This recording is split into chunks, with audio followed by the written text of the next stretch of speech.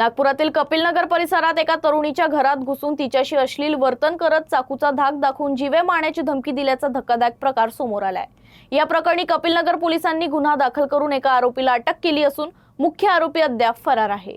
नागपूरच्या कपिलनगर पोलीस ठाण्याच्या हद्दीत एका तरुणीच्या घरात घुसून तिचा विनयभंग केल्याप्रकरणी गंभीर गुन्हा दाखल करण्यात आला आहे। पोलिसांनी दिलेल्या माहितीनुसार पीडित तरुणी घराशेजारी किराणा दुकान चालवते। घटना घडली त्यावेळी ती घरातील बाथरूममध्ये होती। त्याचवेळी मुख्य आरोपी आरिफ अली हा परवानगीशिवाय घरात घुसला आणि बाथरूमच्या दारापर्यंत जाऊन तिच्याशी अश्लील वर्तन करू लागला असा आरोप आहे। तरुणीने विरोध केल्यानंतर आरोपीने चाकूचा धाक दाखवत जीवे मारण्याची धमकी दिली।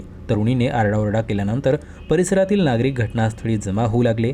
दरम्यान आरोपीचा साथीदार प्रमोद मेश्राम घटनास्थळी आला। त्याने घराबाहेर उभे राहून शिवीगाळ केली। तसेच पोलिसात तक्रार केल्यास गंभीर परिणाम भोगावे लागतील अशी धमकी दिल्याचा आरोपही तक्रारीत करण्यात आला। घटनेनंतर दोन्ही आरोपी घटनास्थळावरून फरार झाले। पीडितेच्या तक्रारीवरून कपिलनगर पोलिसांनी संबंधित कलमान्वये गुन्हा दाखल केला। कारवाई करत पोलिसांनी प्रमोद मेश्राम याला अटक केली असून मुख्य आरोपी आरिफ अलीचा शोध सुरू आहे। बाईट दोघं त्या महिलेच्या घरात घुसून तिचा विनयभंग केला आणि हातात चाकू होता आणि जीव मारण्याची धमकी पण दिली।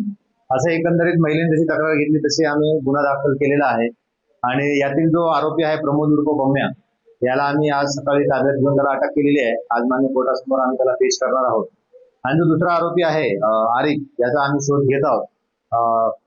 एकंदरीत तपास हा प्राथमिक स्टेजवर आहे आणि हे नेमकं यांचं आतमध्ये घुसण्याचं काय कारण आहे याचा सखोल आम्ही तपास करणार आहोत।